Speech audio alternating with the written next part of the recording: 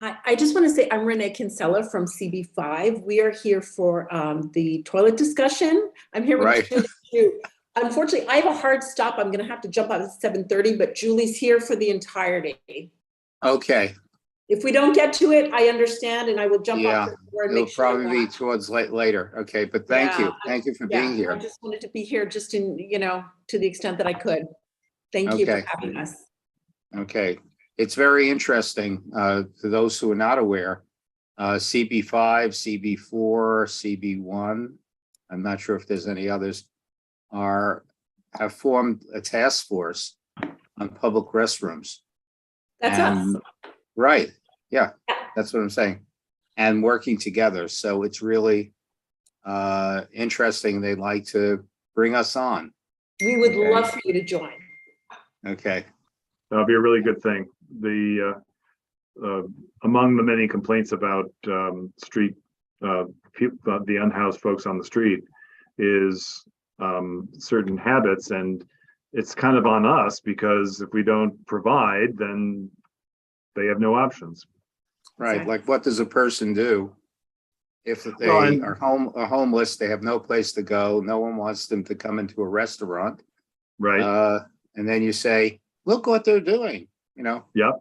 And then the parks are locked up, and even the construction sites with the porta potties, they padlock the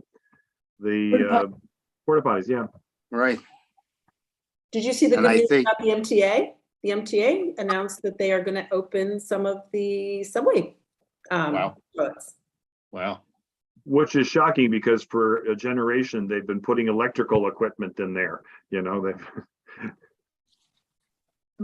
Okay.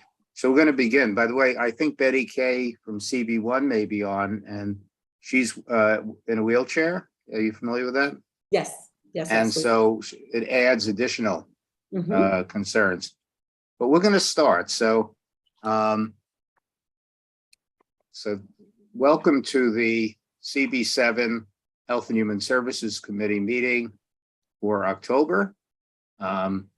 We have a jam-packed but wonderful agenda, and we're going to start right away.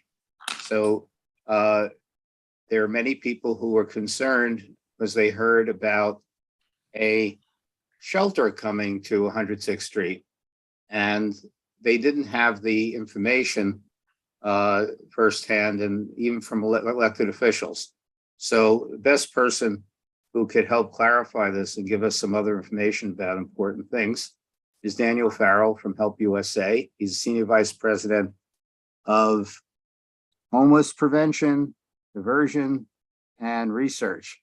And he's a friend of us. We work together in the CAB for 107th Street, which was a successful employment shelter in our neighborhood.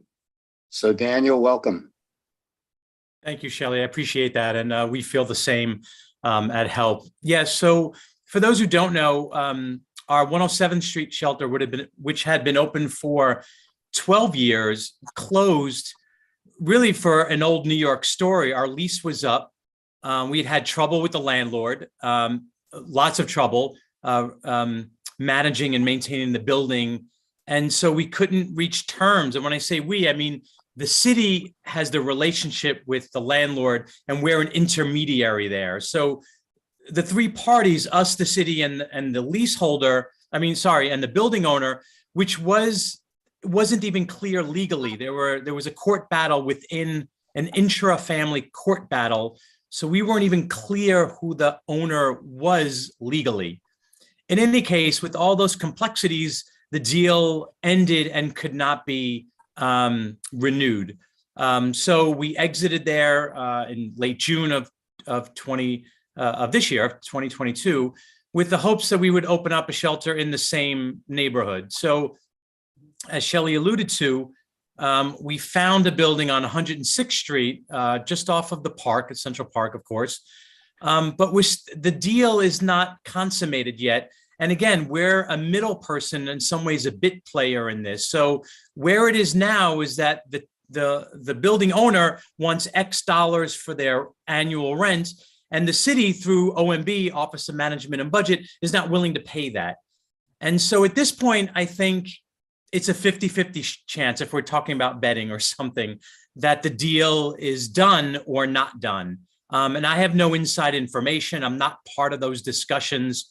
We'd help. Again, we kind of watch it on the sidelines because we would just be a tenant. We're just running the services there. Our gut feeling is that it might happen, but we've also seen OMB draw lines in the sand that landlords just walk away from. And this might be one of those times where they just walk away from it and pursue something else or a different kind of tenancy. So, this may change, Shelley, at Alt in 2 weeks. This may not at all. And this deal may just die, or this proposed deal. So I don't really have any more information on that building, on our prospects. I'm happy to answer questions or talk further. Okay. Are there any public members who are raising their hand? I do see one, Elizabeth Kellner. Okay, Elizabeth, please bring her forward. Elizabeth? Go ahead, just click the prompt, Elizabeth, and you should be good. Okay, I'm Elizabeth Kellner, and I live a half a block from the site at 106th and Manhattan Avenue. As far as I know, the site is currently owned by the Eichhorn Center, which has owned it since 1989, when it was given to them by New York City because it was a vacant, abandoned shell, which had previously had about 45 apartments in it. Eichhorn was a licensed residential treatment program for at-risk youths with a psychiatric diagnosis, Medicaid eligible, who were involved with the criminal justice system. Correct. And it operated for approximately 30 years. At the time when CB7 considered the transfer of title, because it was a city-owned property, to Eichhorn, I remember going to several meetings and supporting them. Eichhorn is winding down its affairs. They sold a vacant lot in central Harlem last summer for $2.5 million. They no longer have any services or programs going on. And this building, they lost their accreditation with the State Department of Mental Health for the services which they were providing. So the building has been empty for almost 2 years, for over 2 years. And I learned as a neighbor, I learned that it was being put up for sale in late 2021. And I have been trying to follow the fate of this site since that time. In July, I learned from a neighbor on 107th Street who knew your program there that you were hoping to relocate. And so that triggered my engagement with 30 something of my neighbors about what's going to happen there. Eichhorn, the CEO of Eichhorn is Dr. Michael Powell, who is a wonderful psychiatrist who's been working with troubled youth for decades, doing God's work. When I called him a few weeks ago to ask him what was going on, because this is the principal asset of a not-for-profit corporation. So any sale by the not-for-profit would have to be approved by the New York Attorney General's office and would also have to be approved by the New York State Supreme Court.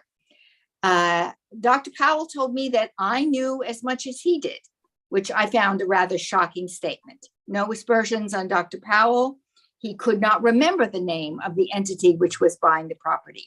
He did recall that it had offered far more money than any other potential buyer, and that it was an investment group, not another not-for-profit, not an individual, but Correct. an investment.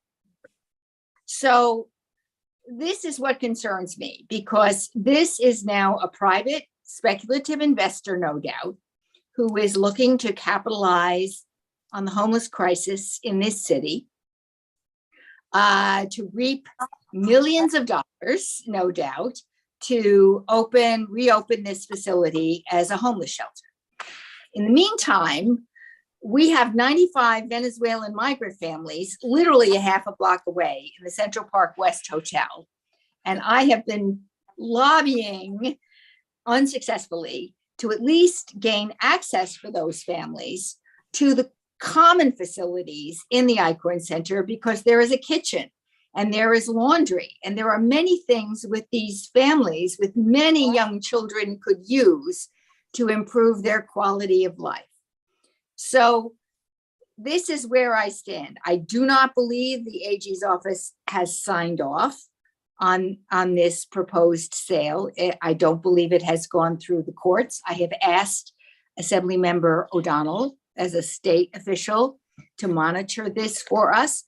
What troubles me, and I'll just say a few more words and then I'll get off because I know this is a long speech, but this facility was affordable housing back in the 1970s when I lived in this neighborhood. It was a vacant property abandoned by the landlord.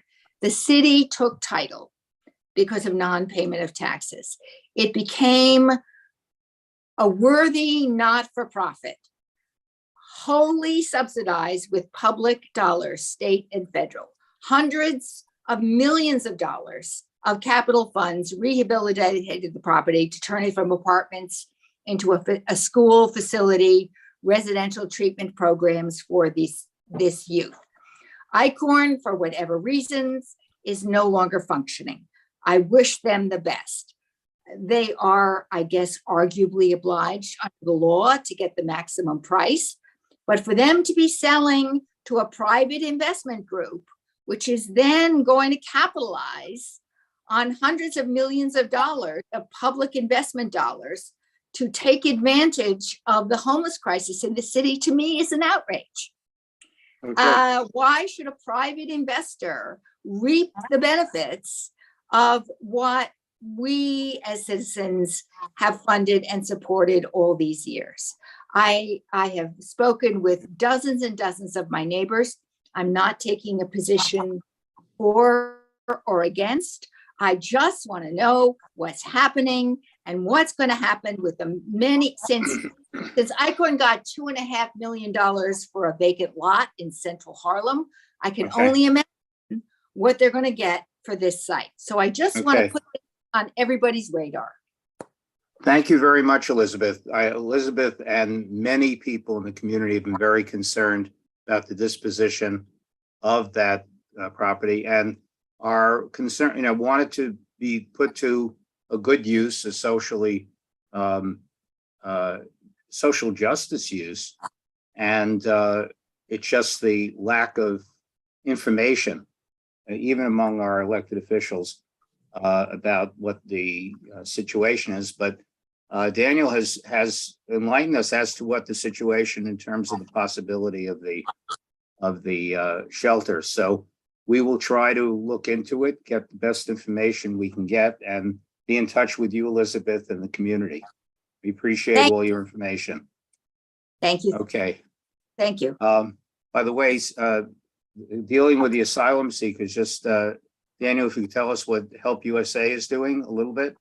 Sure. So we are on really front and center, helping the city manage and handle this crisis. We have an intake and assessment shelter, the only two in New York City that works with single unaccompanied women, and we flipped one of them for men, and we've seen about 1,600 single unaccompanied men, almost all from Venezuela, come through our doors. And I have to say that by and large, and I've been there, a handful of evenings, these guys, and well, I don't want to make broad brushstrokes.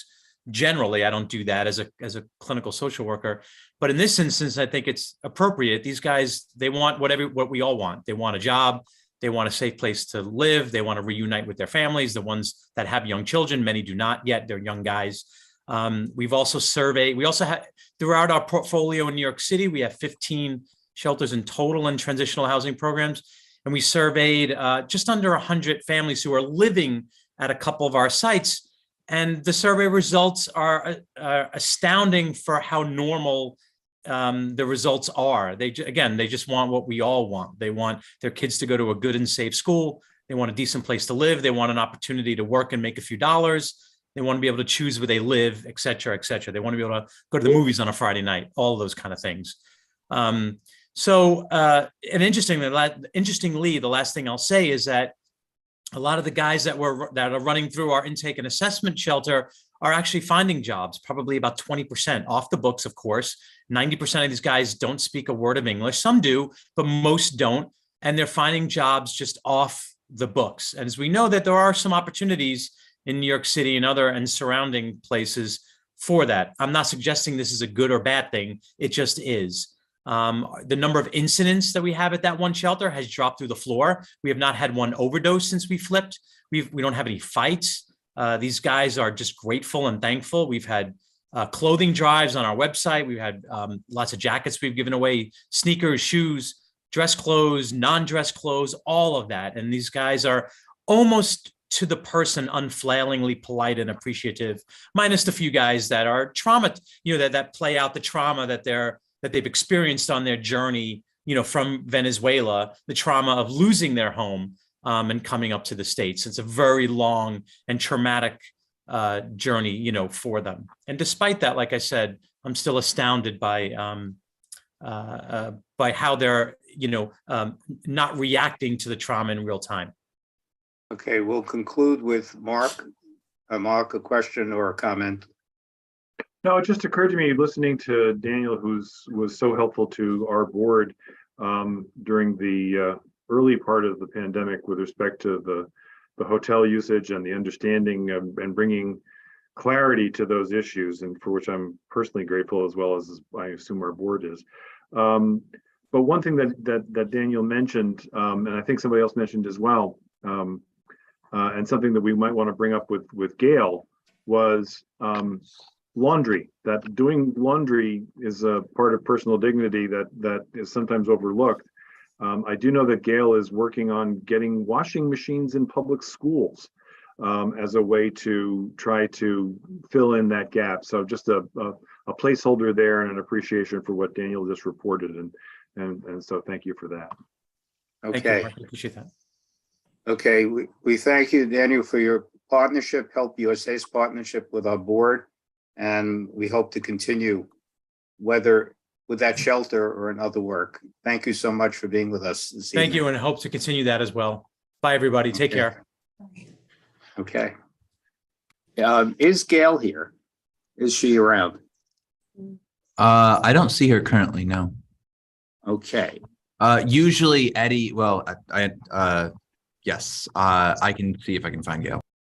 Okay, because Gail is going to present to us on a bill which deals with Ben and I. I'll just give you a little background. We'll see how we can work this. Ben and I had a common unpleasant experience over time with sirens and noise, and there are serious health effects involved. So we got together, discussed, did research, and put together a resolution which board members, committee members have gotten, and others, and which we want to deal with tonight. Gail, there's a bill at City Council on this particular issue, and Gail will be with us to present. So if she is not here yet, then we could go to another issue. Okay, so I'm going to invite the New York City Smoke-Free group, Stefanie Mercado Altman. I see she's here. Let's see. You're upside down. Which is sorry about that. Give me 1 second. I just need to adjust my video. Oh, that's great. It's entrance. Are you joining us from the International Space Station? Apparently, yeah. I don't know how that happened. There we go. Okay, welcome. Welcome Great. so much. Yeah, I look forward to it. Thank you for having us. And as well, I'm not only here by myself, my colleague Ayo Ali, who's our youth engagement manager, is also here. Perfect. So is there an opportunity to share my screen Yeah, you should already be enabled. Perfect. All right. 1 second. Okay. You can see that. Okay, great. All right. So thank you all so much for having us. I'm we love to connect with community boards throughout the Manhattan and talk about our work. So my name is Stefanie Mercado Altman. I am the community engagement manager here at New York City Smoke-Free Public Health Solutions. And I'm joined here with my colleague Io. My hope is on, but I'm sure he'll come around when his part is up. So Public Health Solutions, our mission is to support vulnerable families in achieving optimal health and building pathways to reach their potential. Our work really centers on health equity work. So we have a range of different accessible programs for children's families throughout New York City. Our mission here as New York City Smoke-Free is really to help increase tobacco-free norms throughout New York City, as we believe every resident has the right to breathe clean, smoke-free air where they live, work, and play. So yeah, and just to make this, presentation relevant to Community Board 7, I took the liberty to do some research and see what the current smoking rates are for the Upper West Side, Manhattan, and New York City. So this is taken from the Community Health Survey, a couple years old, but it hopefully shows like what the current smoking rates are. Comparably, the Upper West Side is doing pretty well with smoking rates across the city, and we have updated data as per Manhattan. It's around 10% is smoking rate. So I just wanted to share this as some information. Also, just as a disclaimer, I think a lot of us may be privy, to this information, but it's always really helpful, I think, to draw and highlight and remind ourselves of what the important pieces of information is. So yeah, so with that point, so as we know, or as you may know, so smoking can actually not only be harmful to our health, but it also leads to chronic health diseases. So, we're talking with things like respiratory health conditions that are chronic, asthma, emphysema, COPD. But I would omit the obesity point up above, but it can lead to things like diabetes and hypertension as well. So obviously has multiple and a multitude of different health effects that can impact us as long-term. And I thought that these were also some data points that I extracted from that same report to highlight the chronic health profile of Community Board 7. So again, overall doing really well. I think just making the linkage between smoking and chronic health conditions is really important in terms of looking at health as a long-term, personal thing that we manage for ourselves and our community. So, smoking directly impacts us personally, but also secondhand smoke when we are breathing in, whether in our homes or out on the street, in the park, even though smoking is prohibited in the park, but sometimes we, run into someone who does that.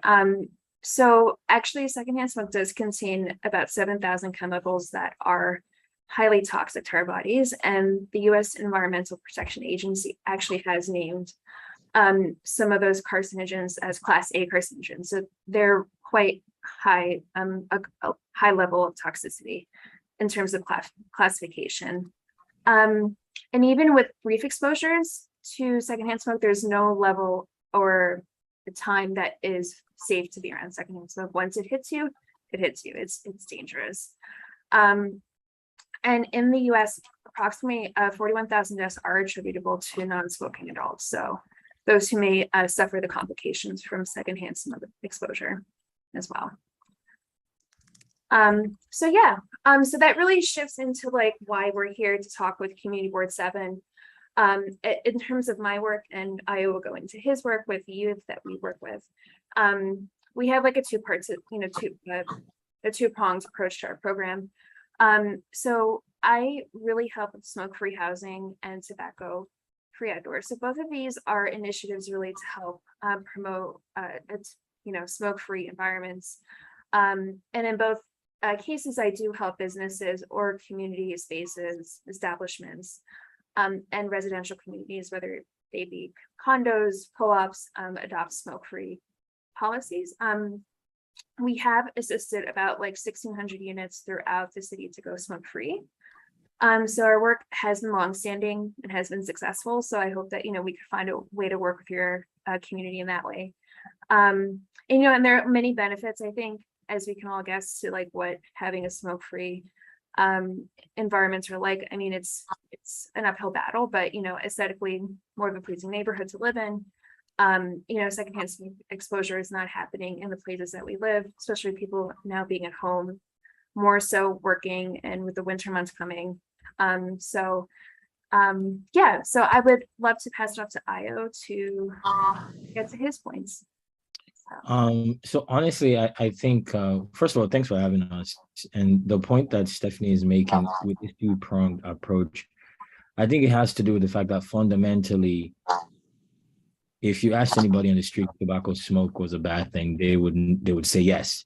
Even people who smoke oftentimes work hard to try to quit because they understand that the people around them are negatively affected by it. I think something that is not often spoken about, just because the health issues that smoking exacerbates, it can be very chronic and sleeper, so you don't see it every day. And when I tell most people that, you know, tobacco related illness and smoking is the number one cause of preventable death in the United States, it's also the number one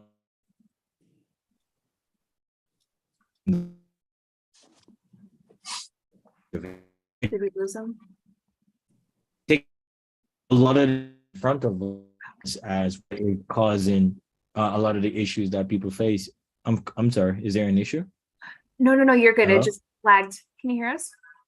Yes. Anyway, so as I was saying, a lot of the issues that we face, we're not quite aware of the fact that those issues are pale in comparison when we talk about just how much smoking really affects us as a society.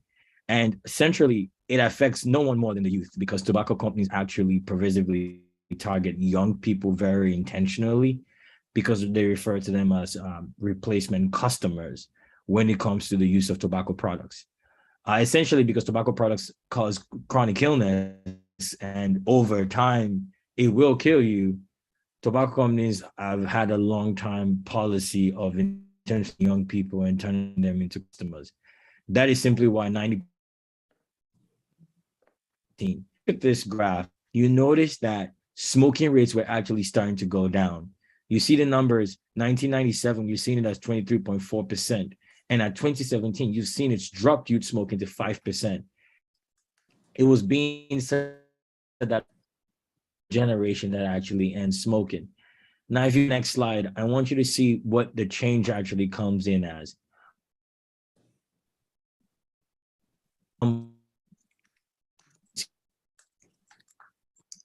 Where they start to go up because there's the introduction of electronic cigarettes, basically e-cigs, or ends as we sometimes call it internally, starts to sort of raise these smoking rates back up. And it's incredibly popular because a lot of the people here can identify with used again, right? It's a lot of media, a lot of infiltration of media and you know, youthful communities creating a product that made smoking sort of cool again. So you probably have, you know, peers or who vape, and vaping products created a jewel. It looks like a vape pen. Well, people were not even aware. A lot of adults and teachers among the youth were not even aware of pen was probably about a year or two ago. A way to understand this is Juul, which is the primary maker of e-cig, like a central recognition as a of e-cig in the span of 2 years. That's popular e-cigs became, and that's why you see these rates going up among high school youth by grade level. Now, when I talk to my youth that we work with, who we train to become advocates in our program called Reality Check, because we believe that they are best in line to educate how tobacco companies target them, they talk about coming to the business of vaping as early as mid, saying, you know, 6th grade, 7th grade, time I saw my friends vaping. Like really going up, but it's starting at a very, very young age. Stefanie, can you go to the next slide, please? This point clear for you all to see is next much. cigarettes have been put as this like safe alternative, right? Combustible cigarettes, which is absolutely not true. If anything, e-cigarettes are bad, not worse than conventional cigarettes. One of the reasons is because, going back to the industry tactic I was telling you, companies still are not mandated to reveal all the contents of their product. Very, very similar to the way cigarette companies denied, their products being bad or having all these, carcinogens, bad things in it for a long time until they were brought to court and until it was revealed through what we call the master set agreement, where they had to finally in front of Congress and admit that they had known for a long time that their products are very, very harmful and that nicotine is addictive. So this will continue. And so it's important to say, like, use of e-cigarettes is all, including kids, teens, young adults, and everyone. It's not an alternative. A tobacco addiction, smoking addiction, and you're trying to quit, and you take on e-cigarettes, you are not ameliorating the process. What you're actually doing is you're adding a new addiction. And we find that them both hand in hand. So I just want to clarify that. The second part of this slide you see in the second box, it says the use of M's, which is basically says among high school students, 0.8% of the students haven't tried cigarettes. Keep in mind that these numbers keep going up. If not all contain nicotine, which we know is a highly component cigarette, and it does harm adult development, which continues into the and you are more future, right? All of high level tobacco companies spend billions of dollars. They actually spend $7 billion a year on youth, right? And the other half of the product is not only in our community, it's now pervasive and it's actually an epidemic. Please. Hi, Stefanie, are you there? Yep, I'm here. Hold on. There we go. Could you go to the next slide, please? Yeah, it's up. The reality check. Thank you so much. And so, which is why this program that we both work on, Reality Check, is actually our opportunity to educate a lot of the people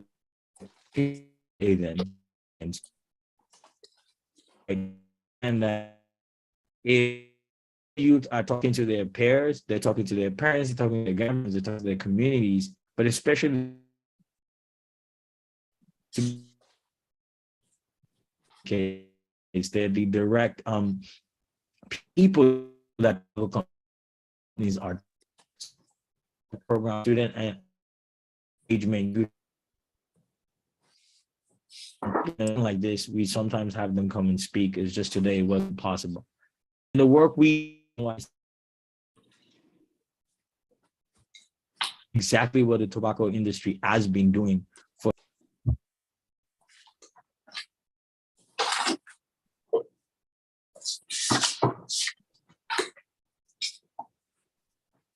You're breaking up. We can't hear you. Ayo. Is Ayo still there? I can just add for clarification, sometimes internet service does improve if you turn your camera off. We've noticed that, so you might want to try that. Okay, give me 1 second. All right. no worries. It's probably on mine. Let me see I'll turn mine off. where I am. No, Stephanie, I think it's coming from. Oh, okay. Back. There you go. Anyway, I think we can all identify with the fact that our Wi-Fi companies take a lot of money from us, but it's not always the most effective. But this hopefully should be better. But I think the central point I'm just trying to make is that we believe that our youth advocates can be some of the strongest in terms of educating their fellow peers on how tobacco companies target them. And, we're here today to speak to the community board because education is a big part and central part of the work we do, because there's many ways in which we can get this information to your constituents, to your community members who are the youth that we serve, are the adults like yourself, are parents and grandparents and like-minded people who are not aware about how much of an epidemic this issue is. And they see vaping and they may not be aware of what's going on. Or some of you might even have tried vaping or be aware of it and not know that basically it is as bad, if not worse, than conventional cigarettes, and that tobacco companies are being very intentional about spreading this epidemic, and that if we do not act fast, we're just basically going to be another generation that continues to smoke in the same way other generations have. But in this case, it's worse, right? Because with the e-cigarette products, the addiction is stronger in terms of just how quickly you can keep smoking e-cig pods. And you don't have to step out to go smoke a pack of cigarettes or a cigarette like people do with the conventional cigarettes. It doesn't smell as bad. So it makes, I think, an already chronic issue even more beneath the surface, which is deeply problematic. So that's why the work we do in NYC Smoke-Free is so double-pronged. On one end, trying to make our communities and residential areas safer so that people don't have to breathe in, secondhand smoke, which is incredibly dangerous. But on the other end, if we're truly going to prevent our young people from being replacement customers, the work has to start and continue now. If not, 90% of those who smoke who start before the age of 18 is going to turn to 95%. And if you ask me, I think that's already incredibly high. Next slide, Stefanie, please. Okay, if we could stop here, Sure. okay? Because I That's know fine. people are going to have questions. Absolutely. Yeah. And when I don't want to run out of time, I'd like to thank you so much. I Yeah. think it's very informative. We actually, as a committee, had resolutions and action on vaping. Just curious, through your organization, do you touch the schools? Okay, Yes. and if you do, in our community, Manhattan Valley and the Upper West Side? Yes, so we do touch the schools, but I mean, that's part of one of the reasons where, we would love to work closer to the schools in your community. It is sometimes a little bit difficult to get into the schools, not because we're not well accepted, but as you know, an introduction goes a long way. And usually in schools that we're in, it started this way. We have some community boards in the past who've introduced us to a high school principal or some connection they had in the school, and we've been able to start a reality check chapter at said school. So we'd be interested in doing that, actually. But right now, no, we don't have anyone in your particular community in our youth program, but we'd like to change that. Okay, so maybe we can be a middleman to bring important service. Okay, I'm glad that's one possible outcome. Okay. For sure. Okay. There are other ways. We'll take questions, but Stefanie, while we take questions, can you put up back the slide in some of the potential ways we could work together? Any other questions? We'll take it. And Polly. Yeah, in light of the fact that New York State right now is getting ready to issue licenses for people to have stores where they can sell cannabis, etc. And now you are out here advocating, to prevent young teenagers from smoking. So I just want to, kind of know how that is going to impact the work that you're doing, because you're going to have a lot of young people who will be purchasing cannabis and, other types of to be honest, not necessarily, because our focus is not on cannabis. Our focus is on tobacco. And so honestly, that does not have a direct correlation to the actual work we're doing. No, I know. My question is, what impact will it have on the population? Because I know, like, a lot of high school students, I work in the high school, and yes, they do the vaping, and they'll come to school and they're already high off of, weed, to be quite honest with you. A lot of them started out with the vaping, and then they go into other types of drugs. So with these vaping devices, are young people able to mix it with something else? Like to be honest, so they're different. There's a difference between a vape pen versus the weed pen, but our work doesn't focus on cannabis, and that's why I can't really speak on it, because our work is really focused on tobacco. There are organizations who work on cannabis, but it's important that I give you information that I have. And because when we talk about smoking, we focus on tobacco smoke and we don't focus on cannabis. I really couldn't say much about how that would impact young people or what that changes, since that's not our focus. Okay, we have a minute or two. The vape there. So I wanted to know, is that tobacco that they're smoking when they're vaping? No. Well, yeah. So yes, when they're vaping, it's tobacco. It's tobacco. When you see people with a vape pen, now there is a weed pen that is completely different. But 8 times out of 10, when you see the young people in your school that you work with a vaping, it's not going to be weed, because weed smells like you can't really vape weed and no one would know. Whereas you can vape tobacco in a very hidden way and no one would really know, because the vapor and the smell, that's why they've been very successful, because it's part of what makes e-cigarettes very popular, is the masking of it, right? And so to answer your question. Okay, thank you. Okay, good. Doug? Yeah, I'm gonna have to, we'll have to end. So just Go ahead. tagging on to what Polly said, I hear you loud and clear that your focus is on tobacco, but since we're talking about smoke-free housing and secondhand smoke and a nuisance, I would urge you to start to reconsider the proliferation of cannabis. Right now, there's illegal cannabis and there's smoking everywhere. So I don't think you can have the conversation about tobacco without having it about cannabis right now, particularly in the public realm. And your data here, which I understand, and everything you said was very impactful, and I really appreciate everything. Sure. You said. But again, your data is from 2014 to 2016. I actually believe that not only tobacco smoke, and this is non-scientific, but it's been very well documented that during the pandemic, addictive behaviors and violence increased exponentially.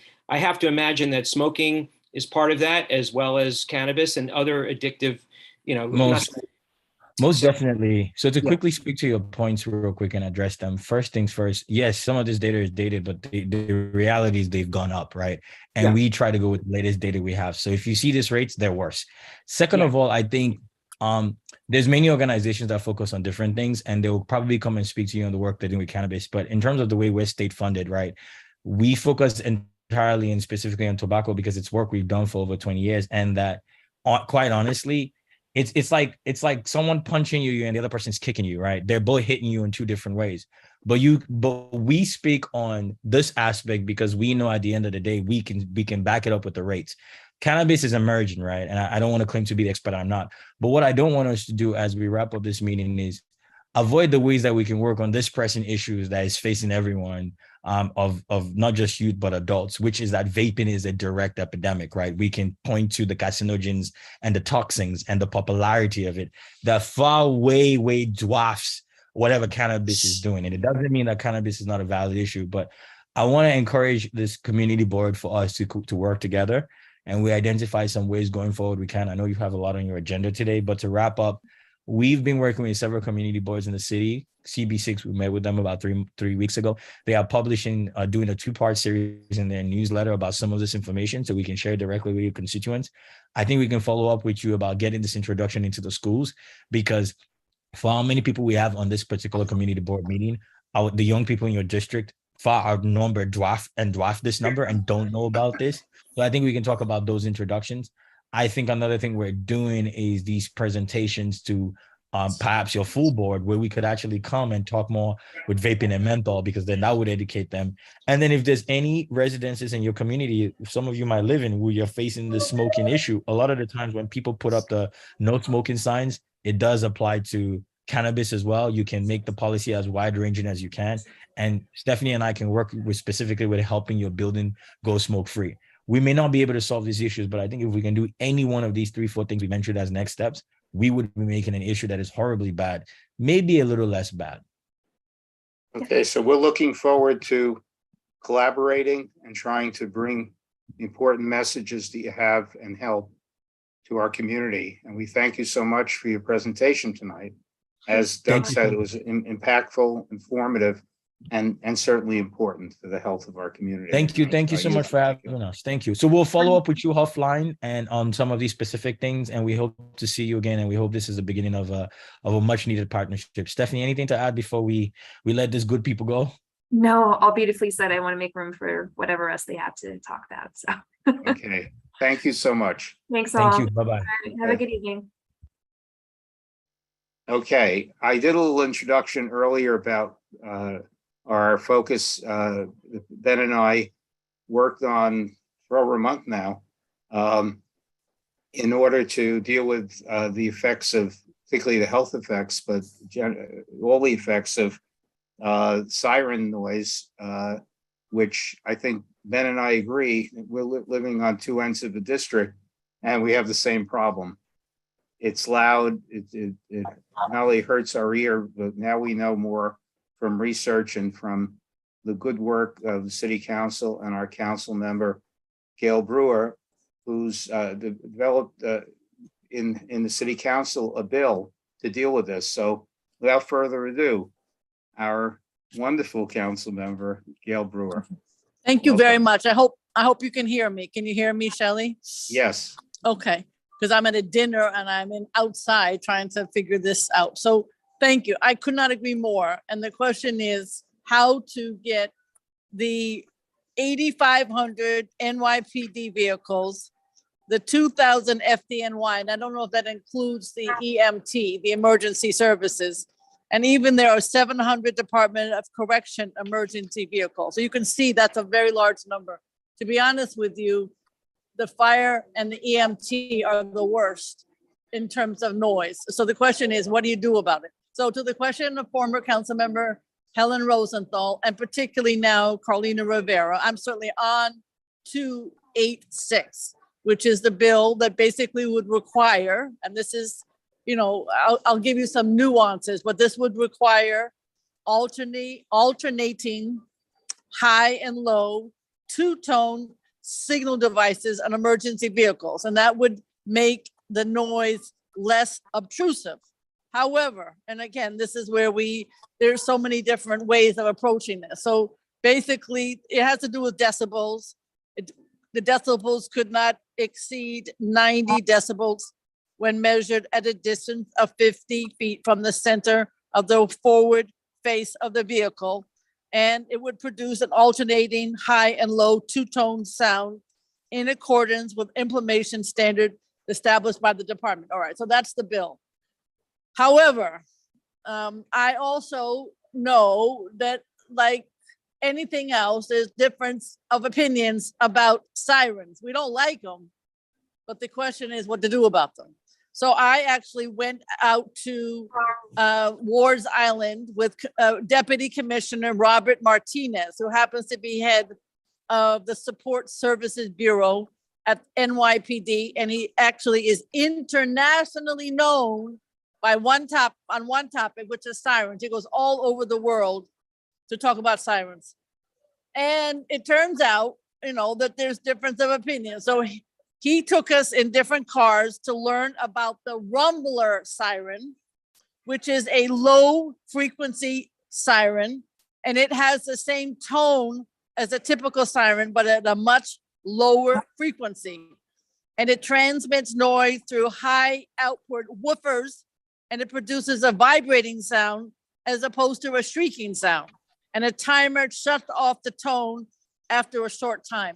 Now, I know this sounds like a lot of details and so on and so forth, but the trouble is when we go forward talking to fire department and emergency EMTs, I think we have to be able to convince them that there is something that they can work with. Now, the advantage to the rumbler, not to say that the other isn't good also, is that it does get people to move. I know that when I'm in the street, I don't have a car often, but I have been in a car that has sirens as borough president. Nobody moves, even with the ambulance coming down the street, because I think they don't know that there's a real emergency, etc. So the issue is when we had the rumbler, I noticed that it has the ability to get cars to move if they hear a certain sound. And at the other frequency, it's very, very low, and it doesn't even feel to the outsider that it's ear piercing. Those are my layperson's terms. There's a but. And the but is Mr. Commissioner Martinez took his internationally respected idea to the police commissioner. And the trouble with his idea, and again, nothing is perfect, is it has slightly higher decibels in the car. Now, I was with him in his police car. We drove all around. We even went out to the testing site where they do this sort of thing. I didn't feel that it was ear piercing in the car, but I'm not in the car all the time. So the police commissioner is not willing to go forward with the rumbler siren at this time. And I don't know how NYPD is going to feel about the bill that we have pending in the city council. So what we are going to, now the police, to be honest with you, have less noise, that's my term, less siren usage, because sometimes they want to catch somebody and they don't want the person who has done a bad thing or is allegedly doing a bad thing to know they're even showing up. So it is, at least in my experience, it's primarily fire and ambulance that are just, particularly the ambulance is just god awful. And, you got the private ambulances, you got the public ambulances. And then I don't really understand some of these ambulettes. Where in the world are they going? Because they're not an emergency vehicle, but they too have sirens.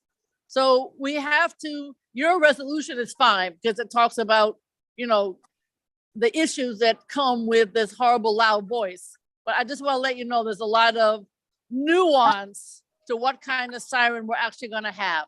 In all cases, they're horrible. And we want to find a siren that is not so disruptive. I live on a hospital route, so I am very aware of what you're talking about. I can't stand it. So I want to let you know that I appreciate so much what you're doing, but we have to figure out, which siren is the best. And we have already called to set up meetings with the fire department and the emergency people, the ambulance people, to see what they think. And we'll also talk to the union. So just want to give you some of the nuances, but to say this is an incredibly important topic. And I thank you for taking leadership on it. Thank you, Gail. This was most informative. And thank you for taking the lead on it, okay, along with your colleagues, because whatever we would do to support and amplify it, the important thing is that the city council takes some action. On what you said, I interviewed 2 EMTs who work for Mount Sinai, and they gave me some of the same information. When you're in the car, it's much louder than what you think, and things like that. But on the other hand, they were receptive to some of the ideas, but they're workers, so I couldn't have them here tonight speaking, out of turn when their supervisor's here. But it's very important. We have 4 comments and their questions. So let's start with Mark. Thanks. Real quick. Thank you, Gail. Thank you, Shelley. Is this city law? Is this state law? Who determines where this, in effect, whose legislation is actually going to control this issue? Because obviously that's one of many places we should direct the advocacy that Shelley and Benjamin have already started. Definitely the city can do it. The question is working with as I indicated, all these different stakeholders to figure out what is the best siren, both for the workers, the public, and getting people to move. I must admit, I was ignorant of everything except it's too loud, but I had no idea that there were all these other challenges. And also we have to talk to the union because that could be an issue also. So we got to figure out what siren is most preferred, what type, for all of these different stakeholders in and out of the vehicle, the public, the moving of the cars, and all of these other folks. So you get the picture. Okay, thank you. Ben, my co-author and advocate. Yes, thank you, Gail, for all the effort on this. It's very much appreciated. And I've been working with Shelley on this resolution, so very interested to hear from you tonight. And the high-low versus rumbler is a very interesting question. It sounds like high-low may be more the direction that may be pursued given some of the response to the rumbler. I want to ask actually a different question, and I think that you may have mentioned this. I think I saw your opinion piece, but another way to reduce it is also when the sirens can be used. And I think there was some discussion as to whether I think it should be limited to emergency use, but whether it should be limited to emergency use, and even during emergency use. If a emergency vehicle is passing, not needing to pass through traffic or is kind of moving along with traffic, or if it's in the middle of the night where there isn't traffic, I think a lot of those tools can be used to limit when it can be used, which I think can be equally or even more efficacious in terms of how to reduce the noise. We'll love your thoughts on that. No, I would agree. I mean, I know this cast of characters pretty well. So I think it's gonna have to be a very, much communication in order to get to that. I totally agree with you. I mean, I remember once I took one of my kids to the hospital, he was having a mental health issue. We don't need the sirens. He was not in any kind of a danger to himself or anybody else. And there was no bleeding, there was no broken leg, there was nothing, no pain, just acting out. But the sirens went on. Of course, I start screaming, turn the sirens off. So but I don't know how to make that a more of a policy as opposed to, you're absolutely right. I don't know how that could play out with the unions and the members and so on, but I totally agree with you. It needs to be on the table as an issue. Okay, Doug, thank you. First of all, thank you so much for putting together, the Bill 286. And I also live on Amsterdam Avenue on a hospital route, and I am, amazed at what I actually hear all the time. The one thing I don't think that, and I saw a piece on this, I don't know if it was a national piece on the reason that the volumes have gone up, in part because the automobile manufacturers have made cars with better noise attenuation for a more pleasant drive. So I understand emergency vehicles throughout the country have had issues pulling people over because people say they can't hear the sirens. My understanding is it's not a question of high-low versus rumbler, that rumbler is for the cases where the law enforcement wants to move that vehicle and they emit this low frequency sound if they can't get through. And I think that the rumbler is being used in at least some police cars in New York City now. Yep, they're doing it in 50 cars as a pilot. Yeah, I've definitely heard it. Yeah. Yep, they're doing it as a pilot.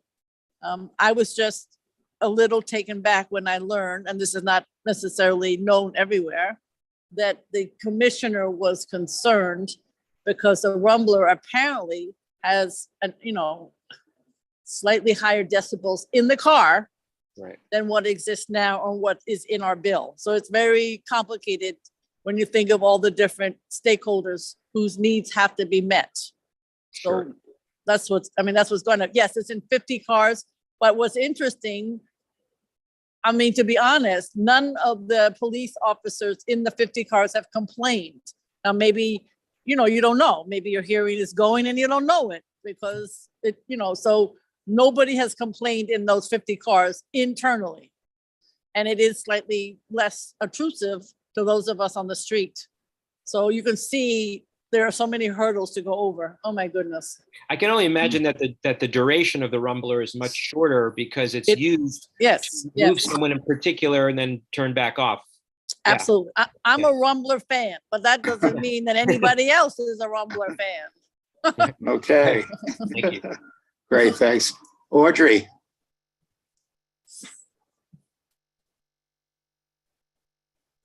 You need to unmute.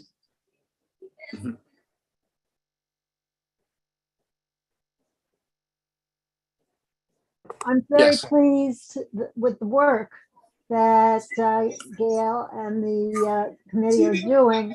The only thing I wonder about is whether there's been any reference scientific studies about the appropriate level, decibel level, because I certainly know when I am on the street, I am very much aware from the level of the siren as to how close the speeding vehicle is and exactly what steps to take to avoid being run over. So the desire to have a more quiet street is a wonderful idea, but on the other hand, this is a serious safety issue. Right. No, you're right. And the question is, what kind of siren would address getting through traffic, not killing everybody's ears, and being what is needed for our street? I mean, there's so many different factors. Oh, you're absolutely right. I can't answer all the questions. All I can say is there are some suggestions out there. They have been piloted, and on the other hand, when they got piloted, it turned out that they were not as great for the commissioner and others as we thought. So, I'm just gonna let you know, nothing is done yet and it still needs work.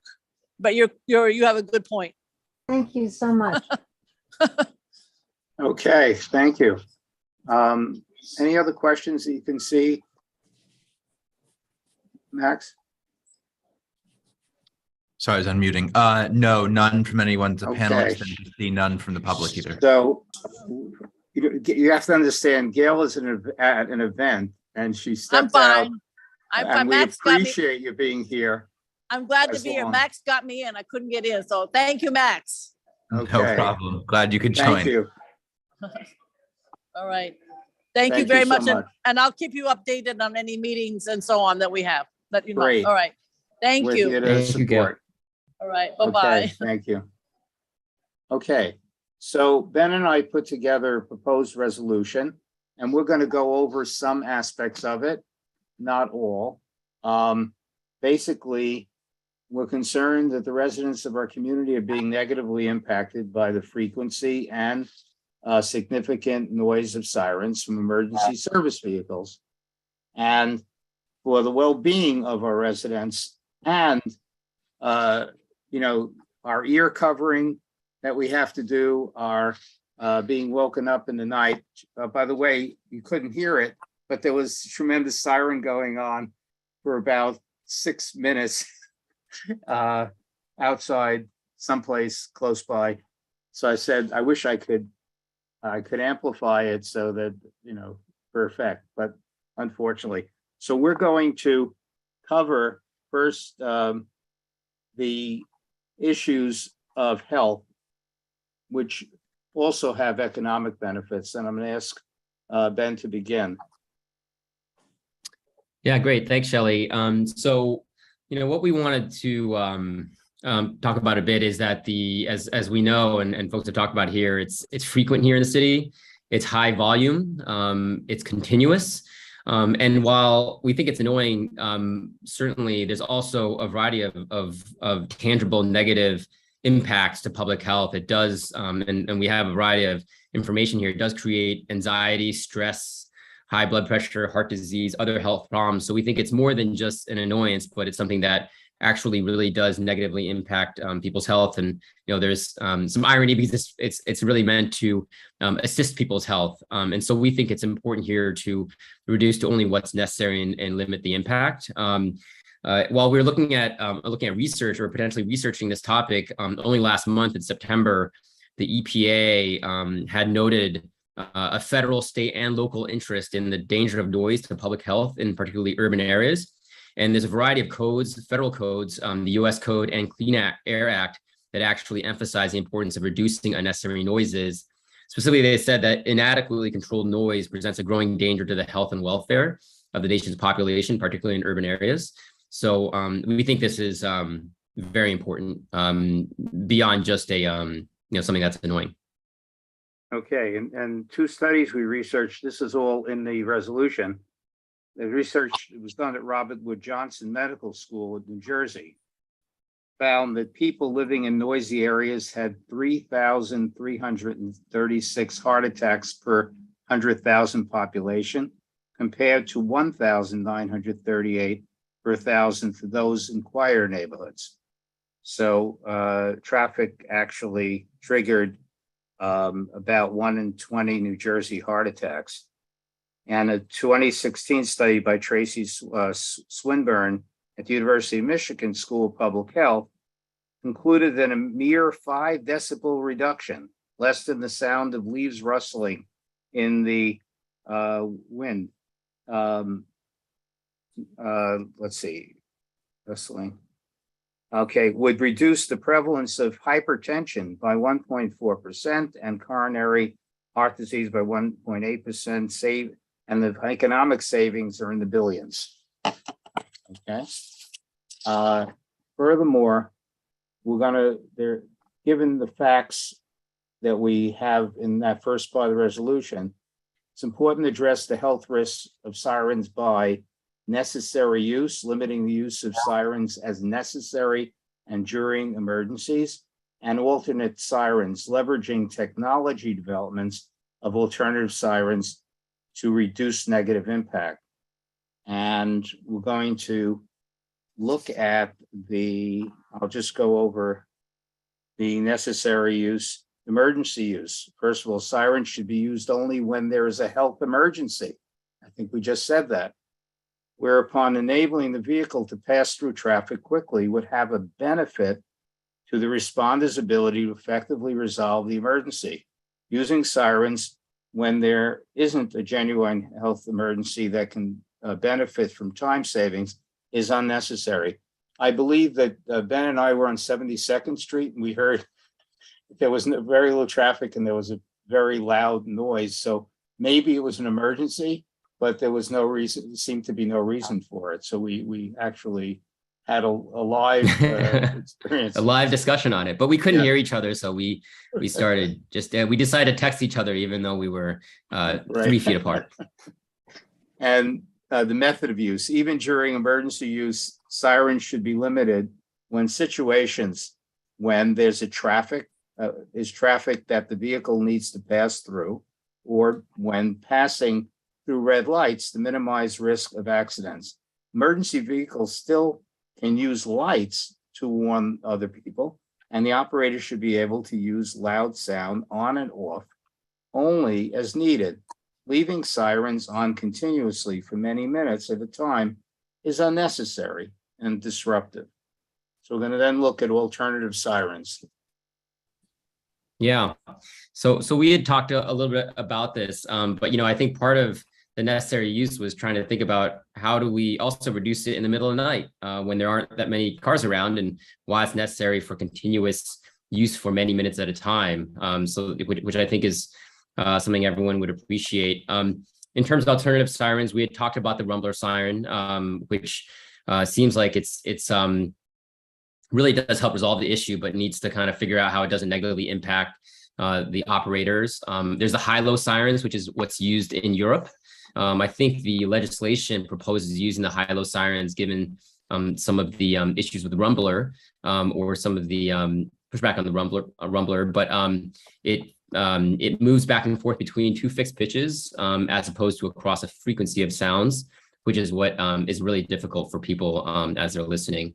Thirdly, even simple sirens that can be turned on and off quickly when necessary can be very effective, but doesn't have the same negative impact that the continuous frequency of sound siren creates. Okay, and the sound level, there is a recommendation that when operated at the maximum level, these emergency signal devices create a sound level that does not exceed, and as mentioned before, Gail, 90 decibels when measured at a distance of 50 feet from the center of the forward face such a vehicle, and that seems to be the standard that they're using. Fortunately, we have Council Member Carlina Rivera heading this up with co-sponsors Gail Brewer, our 3 council people, Gail Brewer, Sean Abreu, and Eric Botcher. So we have strong support there, and we're going to exert pressure if we pass this and the board passes this for them to, to get something done. So finally, we're going to do our resolve. Therefore, be resolved, the Community Board 7. Maybe Max, if you could put that up, okay. Requested Mayor Adams. Sure. And our city council members take action to mitigate the effects on health and quality of life of our community residents, workers, and visitors to our community, as well as all New Yorkers. And secondly, furthermore, be it resolved that Community Board 7 supports City Council legislation, local law, Intro 286, requiring an alternating 2-tone high and low signal on emergency vehicles. And Ben? Yeah, so our resolution specifically recommends the following. Number 1, that the use of sirens be limited to emergency use, and during this emergency use, they not be used continuously and only used when necessary, such as passing through traffic. or during red lights, number one. Number two, that in order to mitigate the impact of the siren use, it should be used as the high-low should be a default siren and capped at 90 decibels. Number three, that there be the ability and policy that the driver should toggle between high-low and low frequency or off in response to traffic conditions. And then lastly, that the institutions that are managing the these vehicles should enact policies to ensure that the sirens and the type and volume are in compliance with these requirements. Okay. So that's the resolution on the table. Any questions, comments, and so on? Madge and Audrey, and then Doug.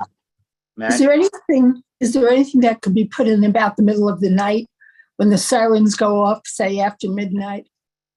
Is there any way to mitigate that even more? Because that seems, in the middle of the night when there's so little traffic, and that's sometimes the time you really hear it. We'll make that number 5. Okay, absolutely. Good point. Excellent. And Audrey. I think that you need to use language to indicate that you're balancing the need for safety versus the issue of undue impact on the quality of life. Because I have seen accidents in the middle of the night. I have sat on a jury in which an emergency vehicle did not give enough notice, and there was a serious car crash. So this is no laughing matter. This is very, very serious. And I think that's why it's important to talk about the balance, because we can all sit in our homes and say, oh, it's so annoying. There's a loud noise. Well, that loud noise is protecting everyone. Okay, that's number 6. Thank you. Doug. Yeah, so in the preamble under necessary use, I mean, in the resolution itself, you address it, but on paragraph 1, emergency use, it just says if there's a health emergency. Obviously, it's any emergency. It can't be just health emergency. It could be a police emergency, which can involve life and limb. But right, so I don't know if that's going to be in your resolution in the preamble, or the resolution itself is very clear that it's an emergency. But obviously, it's not just a health emergency. There's a lot of there's bank robberies and other things, right? God forbid. Yeah, I'm just playing devil's advocate, and I really appreciate what Audrey just said, because if, God forbid, any one of us or our loved ones are in need of the police or an emergency vehicle, I would say we probably want everyone getting out of the way, and we want the loudest siren possible, right? If, God forbid, we're in that circumstance. But so the balance, I think, is super important, which has already been said. Playing devil's advocate, I'm just trying to, I'm imagining opposition. The lights are very effective, but not to all people and vehicles. For example, most bicycles, most pedestrians do not have eyes in the back of our head or rear view mirrors. So the lights you would not know if the vehicle is approaching you from behind. And that may be the same with a side impact. So, on one hand, I am absolutely disturbed regularly by what just seems to be unnecessary sirens and this long ride up Amsterdam Avenue at a slow rate of speed with seemingly no one around. On the other hand, it is interesting that people can anticipate the vehicle coming and start preparing to get out of the way. So, again, I'm purposely playing devil's advocate that, there is a positive effect to hearing a siren coming from a distance. I'm not saying I have all the answers here. Balance is obviously the word that I think I understand. I think one piece here is we're not doing away with sirens. Yeah, I think it's really important that we're emphatic. We're just modifying when you have that initial high frequency and you're coming up, that you don't have to keep the high frequency going and going and going and going, so that, for many minutes, By the way, I'm can sorry alternate. sorry to interrupt you. I know that you've interviewed a lot of people, and I'm sure the electeds have. I've spoken to a few emergency EMTs and ambulance, and a couple of them told me that they have no choice. They have to go on sirens. They're not allowed to turn it off. That's a policy from the particular hospital or affiliation. Obviously, we're trying to affect, legislation that would supersede their internal policy. But I was told, I said, I actually asked some guy after why do you have it on? He says, we're not allowed to. We have to turn it on. We're not allowed to turn it off. So just FYI. No, thanks. It's true. They're not bad guys and men and women who are trying to upset our lives, and so on. But I think this is a beginning of our involvement with this. There is no other community board that has a resolution or is actively involved in it. And so we want to initiate it and amplify it, so to speak. Hate to use the word. And join in and get the answers and to hear, and attend meetings to understand all sides. And hopefully a bill will come to fruition that will be balanced, good, good and concern, all concerns taken in, and effective at making things better, because there are health effects and there are, besides the nuisance effects and disruption to quality of life. Holly. Right, I just have a comment, great resolution. And I just want to kind of piggyback on what Audrey said about balance, because, I'm going down Columbus Avenue, I've heard fire trucks far away, and I kind of know, okay, something's coming, but I also notice I don't know which direction is coming from. Is it east, west? Like I hear the sound, I know it's coming down, but I can't see where it's coming. So I kind of like stop, as a pedestrian, because I don't know which direction it's coming from. So I think that's something that needs to be looked at as well.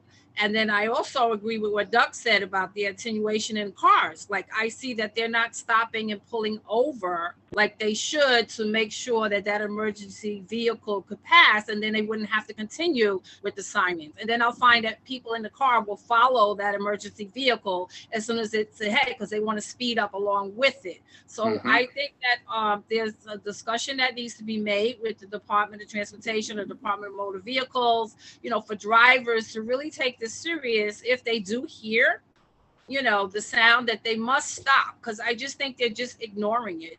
It doesn't matter, and then I think that will cut down on them having to use the siren constantly. Okay, I get it.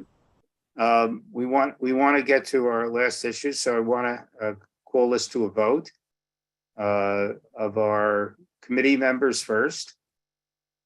Okay, let's see. Is this a joint vote, or is this HHS? This is HHS vote, and it's and public and board members who are not committee members. Second. Okay, Christine. Okay. Okay, 1, 2, and of course myself. So there are 4 of us. Okay, and 4 out of 4. Okay. 4000, and our board members who are not non-committee board members. Okay, 1, 2, 3, 4, 5. Okay, 5. And so we have 500. So it passes, and we will do the 2 additions. And thank you. And I have to thank my partner, Ben, for investing a lot into this. I know it's important to him, but it's still work. Okay. And effort. Yeah. And Shell's been awesome to work with. So we look forward to continue to move the ball forward and amplify the issue. I'll use your joke as well. Okay. Thanks so much. Thanks so much. And we have representatives. First we have Julie Cho, right? Yes. And is Renee with us, Kinsella? She had to jump, but I'm using her link for the other screen. If I can share using her name. Okay, and as I mentioned earlier, there are at least three boards, 4, 5, and 1. that have brought into this. So Julie, will you be doing the presentation? Yes. Thank you so much from Community Board 5. Thank you for having us. Yeah, so as Sheldon says, we have a public bathroom working group between CB5, 1, 4, and 6. And we've been putting some resolutions together, but this is a quick list of what I will be presenting to you. Just some statistics on public bathrooms, and then some proposed bills that the Manhattan Borough President has come up with. One of them may be passing this Thursday, and some of our working groups recommendations. So we did a report, and out of the 1,700 parks in our city, about 662 of them have comfort stations. So less than half are fully accessible. Our MTA subway stations, about 78 of them out of 472 have bathrooms, but during the pandemic, all of them closed. I don't know if you guys saw the New York Times article yesterday, but they are reopening like 8 in January. So that's good news. We have these 5 automated public toilets in the city, 2 in Manhattan. Not sure if some of you have visited them, but 20 of them were purchased in 2006 under Bloomberg for the street furniture deal. And then also the transportation hubs provide public bathrooms. And then our library system is another source for public bathrooms, 216. NYPD stations could be potentially, all municipal buildings could be open to the public if we can work with our city officials. And then, by the way, I just want to say that one new one opened today, and that's a Villas Park and Playground, and the Wistfish at 108th Street provided on its side, on the right side of the building and the left side of the park, a men's room and a women's room right there. So now we have one more. That's great news. I visited the new Wishfish building. It's beautiful. That's great that they were able to provide that for that project. And then out of the 550 POPs in the city, 14 of them provide public bathrooms. And we spoke to DCP. These bathrooms were created in the 80s. So sometime during that administration, they were able to ask these private developers to provide these bathrooms.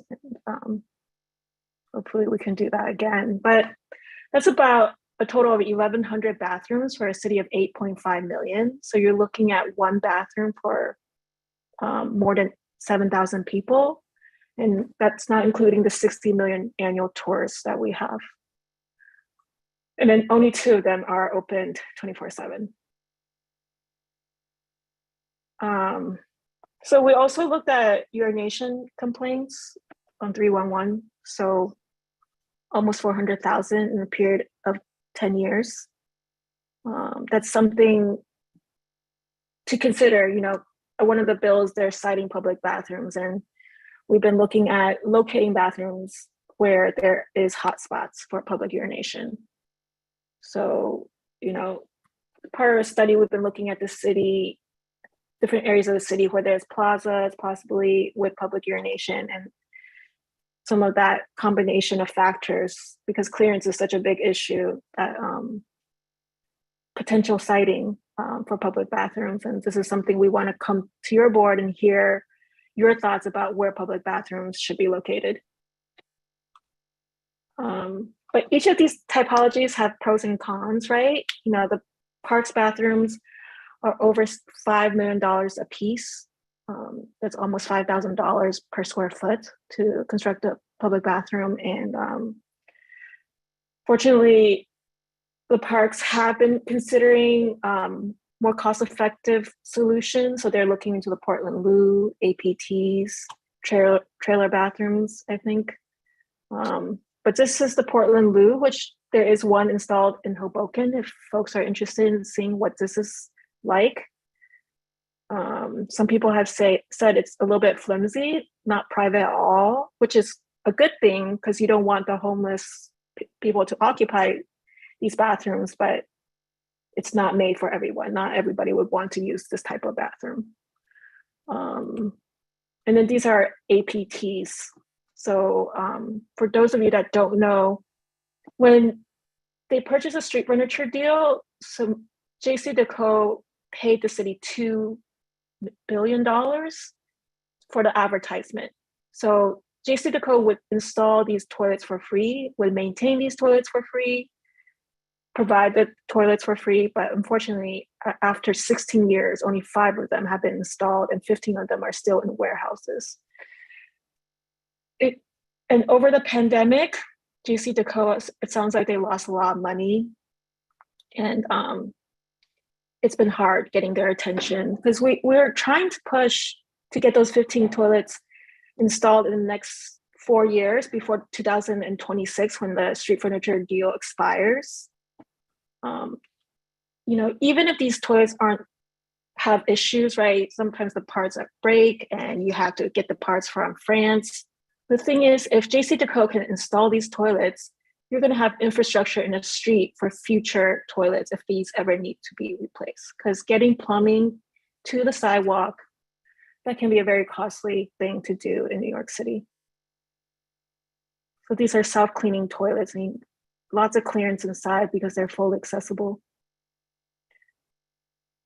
And for what CB5 has been doing, because clearance and we have such heavy pedestrian traffic in Midtown, that we've been looking to site these APTs next to our POPs because of the clearance provided. You need 5 feet on each side of the APT, actually 8 feet in front of the APT. So that's almost 13 feet, not including the APT alone. So we were doing these studies for DOT saying, hey, can you guys consider maybe these locations where the gray shading is the POPs areas where you can combine a public sidewalk with POPs clearance.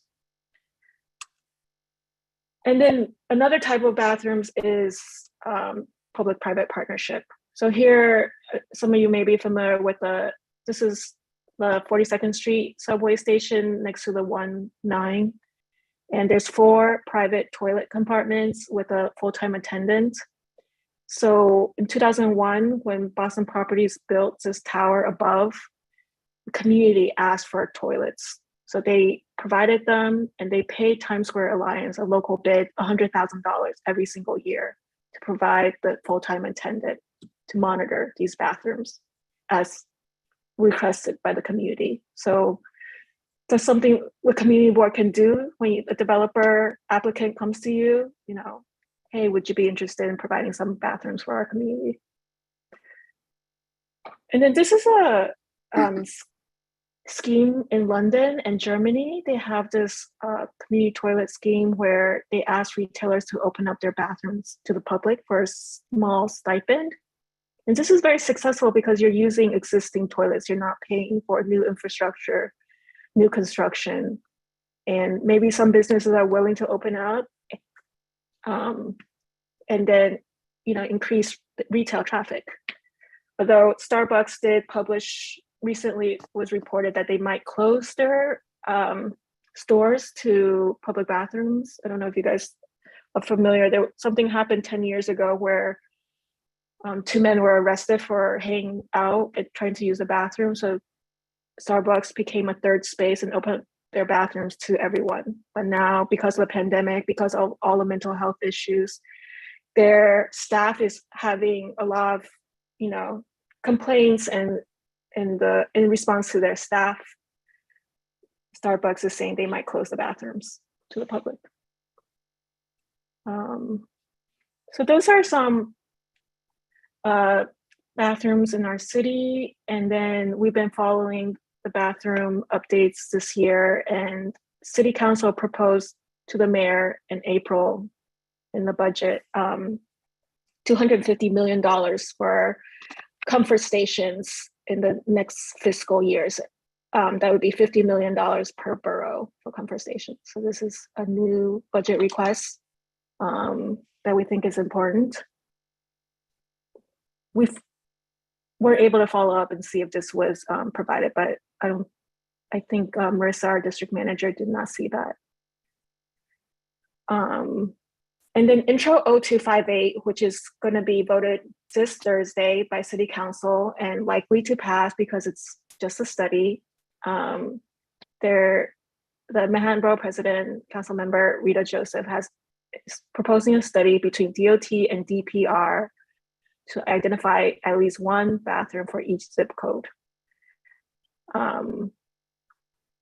So it's great news that they're looking at bathrooms and looking at siting because it's a big constraint. You know, we want to make sure they learn from previous, because those APTs, hundreds of sites were proposed, and we want them to learn from that and not redo their study. But at the same time, you know, who's going to be doing this study? We're basically talking to Chris at the Manhattan Borough President's office to make sure the study is done in a nuanced manner, really taking comments from the community and just looking at it in depth, because DOT is a transportation department. You know, these two departments do not specialize in public bathrooms, and we think more people need to be involved, whether it's DCP or DCAS or other agencies. And the other proposal in July by the Manhattan Borough President is that they want to have accountability for the existing public bathrooms. So report every 6 months, following up on the conditions of public bathrooms. So Comptroller Scott Stringer in the previous administration published a report called Discomfort Stations, where they reviewed all the comfort stations. A lot of them were in hazardous conditions, really bad, but we don't know if these bathrooms were fixed after the report. So this would be good to follow up on that. And then this is the MTA article in the New York Times about reopening the bathrooms. Mm-hmm. And then the end is we do have a document, the working group, of proposing more toilets, which were some of the things I explained to you earlier, how to do that. Asking DCP to look into zoning for public bathrooms, creating a requirement for POPs over a certain square feet to provide public bathrooms. CB5 has been asking for a director of the public realm for the past 2-3 years that would oversee public bathrooms and all the stuff that's been going on in our city with open restaurants and stuff like that. And then, of course, you know, making it easier to locate public bathrooms using technology, signage, and then making sure they're properly maintained and have operating budget. So that's it. I'm happy to take any questions. And I think the goal of the public bathroom working group is to present to as many community boards and get your feedback, your comments, so we can somehow get it to the city, and also have you on board. If somebody's interested in joining a public bathroom group, we would love to have you. And then, you know, each of our CBs have been writing resolutions to support the intros as well as public bathrooms in general. Okay, that was an outstanding presentation, Julie. Thank you. I see 3 questions. Yeah, I think that deserves a lot of, and it seems a lot of great work has been done. This is the public safety also part of our meeting. So I'm going to start with our public safety leaders. William Ortiz, let's start. And then Polly, and then Madge. Thank you, Sheldon, and thank you, Julie, for that presentation. It was actually very informative and I thought very necessary to have. I just had an idea. You proposed you showed us the MTA public and private restrooms that currently exists, and we need to, and you talked about the importance of having the proper infrastructures to build pipes and have that set up. Has it ever occurred to use any current existing space as a restroom that was a privatized space? For example, I can think of Dwayne Reed on 76 in Broadway. At least there was a giant 2-floor, 3-floor Dwayne Reed on 76 in Broadway, the one at 98th in Columbus. And there's tons of other giant storefronts that may not ever get filled again to the same capacity that they used to be. Has that ever been considered as an option, as converting those into a public restroom? And second follow-up question, I remember my trip to Milan a few years ago, and we were at Il Duomo and we went to the Galleria, and I paid, I think, €1 to use the restroom. And I was okay with that. Is it possible, since you were talking about a joint effort between health and sanitation and the MTA, to somehow bridge that gap together, that money that goes into paying for using the restroom will go into, funding for the MTA? Like if you have an unlimited plan, you can unlimitedly use that for the restroom or something. I'm just kind of throwing out ideas there, but just curious as to what were your ideas as far as using existing space and kind of bridging the two departments together. Thank you. Thanks, William. Those are great questions. We did meet with DCP, someone from DCP, and walked around and talked about, looking at these empty retail spaces as a possible, place for public bathrooms. And this is something we would like to do a pilot, just one retail space, and get people to see that bathrooms are important. And there's so much empty retail spaces. What are the people doing with it? We would love to get people on board to push this, because I actually reached out to Chashama, the nonprofit that hosts art in these empty retail spaces, and talked to Times Square Alliance to see if they could help and talk to some of these empty storefronts in CB5. Yeah, it was on the board, but we have limited hands and capacity. But I love that you are interested in that, and maybe we'll revisit that again. And then in terms of charging, in the 70s, people boycotted bathrooms when they were charging because they thought it was an equity issue, because it prevented some people access. But the thing is, public bathrooms is not a one-size-fits-all solution. If we need to have public bathrooms that people would pay, and it would provide more public bathrooms for everyone, I think that's definitely an option. We shouldn't just eliminate bathrooms because some people, don't have access. We can provide some free ones and some that they have to pay in the MTA stations, perhaps. But I think that is a good solution, and people should look into that. We need to generate a lot more bathrooms for the city of our size. Yeah, I agree, because I feel like your presentation was great, and I agree that there should be public restrooms. And I think you said it great, that a public restroom, or at least the different types of public restrooms, are not made for everyone. And I think there are some people who would feel more comfortable paying for a more privatized or different kind of way of using the restroom. It's a very personal thing that we're talking about. So yeah, I just kind of wanted to throw some ideas out there from your wonderful presentation. So thank you. I think that's great. We'll take any ideas. Okay, great. Polly. Yeah, very detailed presentation, lots of information. I hope that we are allowed to get a copy of that so I could really dig deep into it. So one of the things you said is that the intro would be passed this week or voted on this week with the city council. So if it is passed, you said that there should be one public restroom in each zip code. So for our district, we have what? 3 different zip codes, right? Okay. Yep. So then we would have to, as a board, or figure out where those restrooms should go. Am I clear on that? Like after the intro is passed, is that what happens afterwards? Yes. Okay.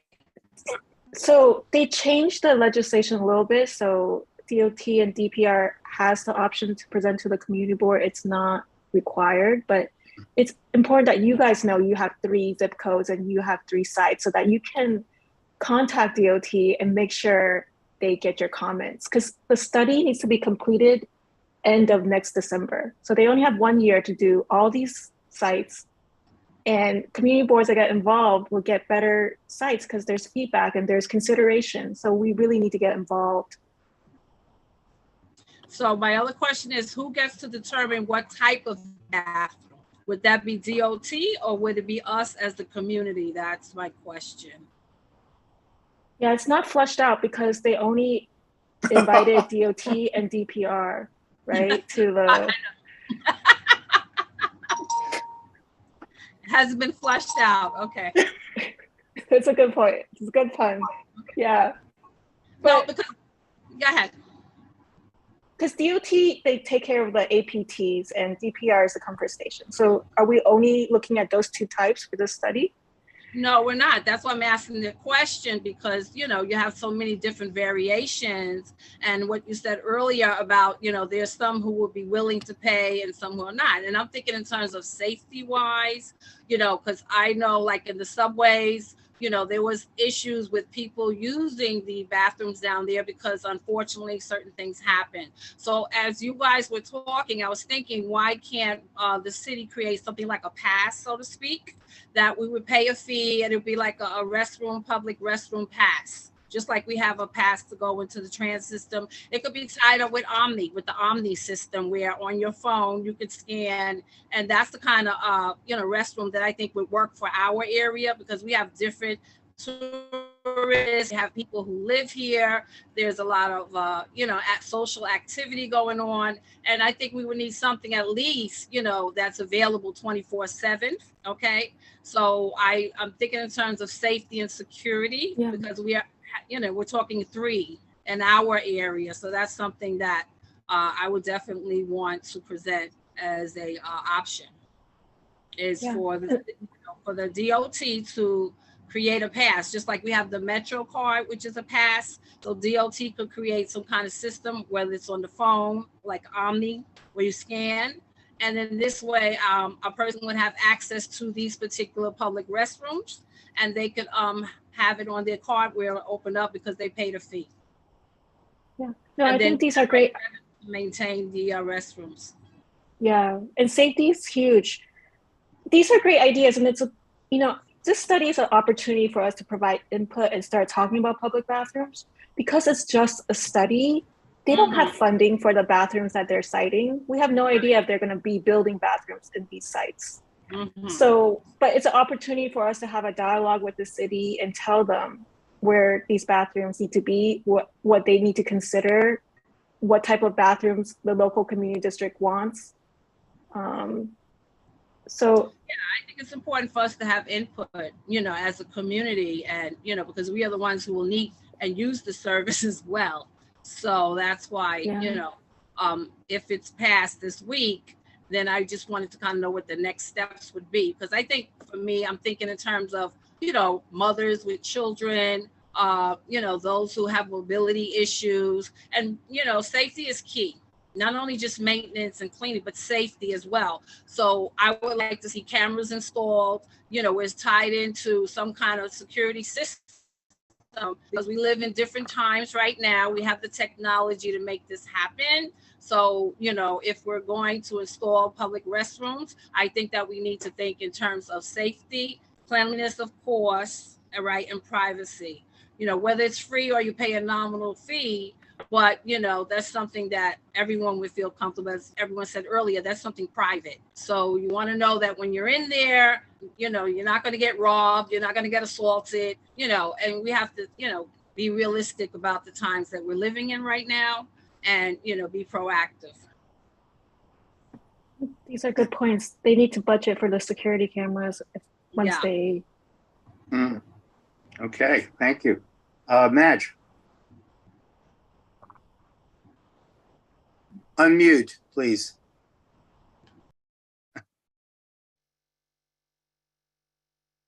You had mentioned a system that had already begun during the Bloomberg administration with advertisements that were paying for the not only building, but the upkeep of the bathrooms. Why did that stop, and how could we get that going again rather than starting completely fresh and from the ground level?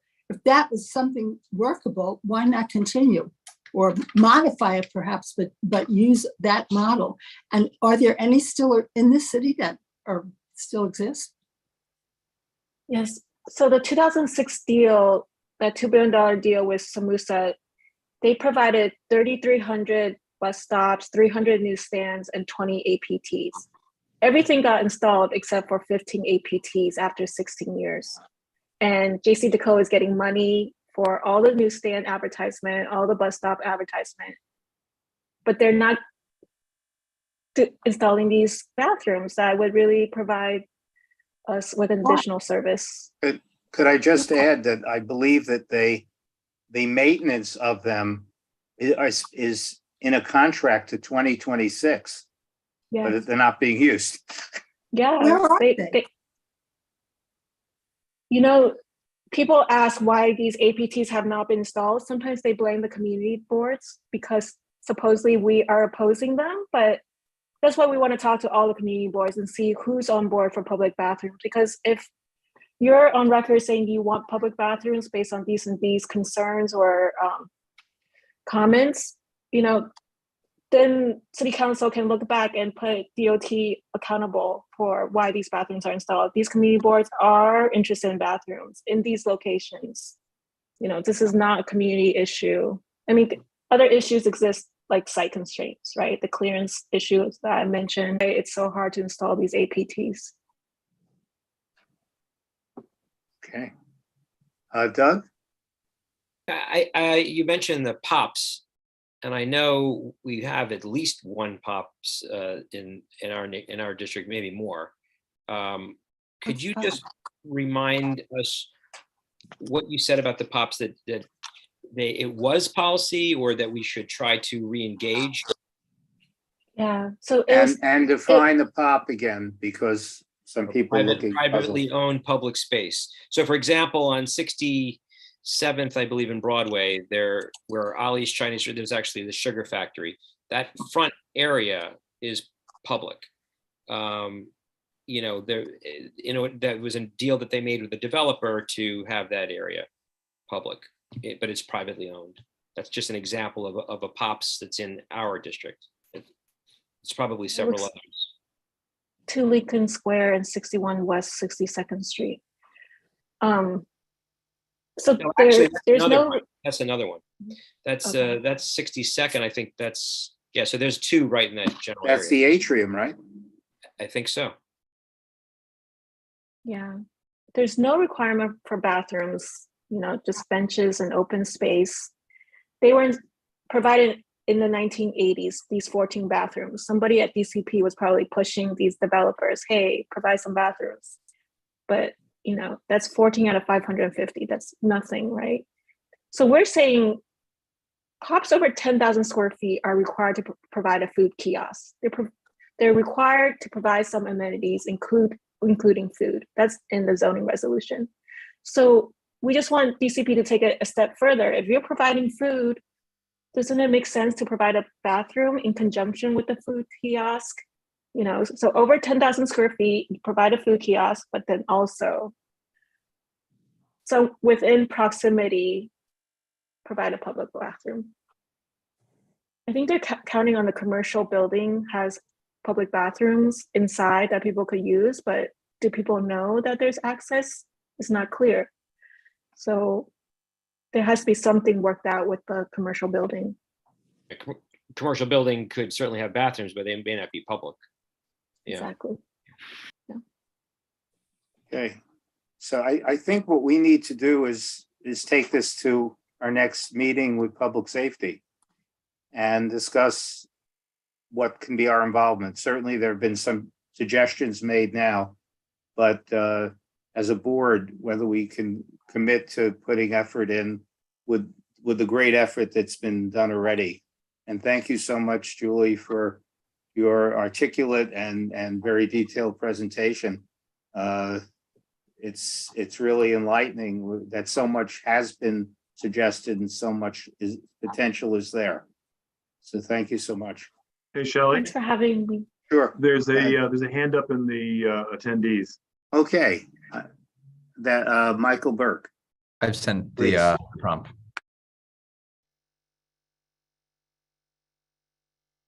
Michael, if you're there, just click the prompt.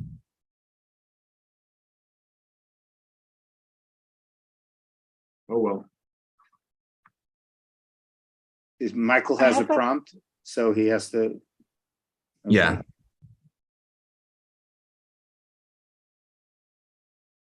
Okay, Julie, I have a package of all the resos each of the 4 boards have passed, along with our testimony and this presentation. I can bundle it together and send it to you just for copy, just for Okay, if you could- reference. you could Yeah, I send was it to gonna the ask you office. that. Yeah. Okay. Thank you, The Julie. CB7 office, Max. Thank you, Julie, for such a great presentation. I look forward to collaborating and having the discussion to further this along, because this is something that's needed. Okay. Also forward the invite for our public bathroom meeting in case anybody's interested. Okay, great. Okay. Thank you so much. so much. So we've had a long night, but a very impactful issues and important presentations. And so I think everybody deserves a rest. Hey, Shelley, Yes. very brief. Since we're talking about possibly considering land use issues as it relates to public restrooms, like in POPs, this may be something that we eventually may want to do jointly with land use. Just have them. Okay. And perhaps we have to do it with other committees too, because DOT is in charge. Oh, Okay, yes, that's right. And even in the earlier conversation regarding the smoking issues, they were asking specifically to reach to schools, which of course would then imply YEL. Okay, so it's going to be a multi-committee endeavor. Maybe we could have a representative from each come and form some kind of working group. Okay. Wish everybody a good night. Oh, motion to adjourn. All in favor? Aye. Thank you, Shelley. Thank you, everybody. Thank you, Thank you Shelley. all.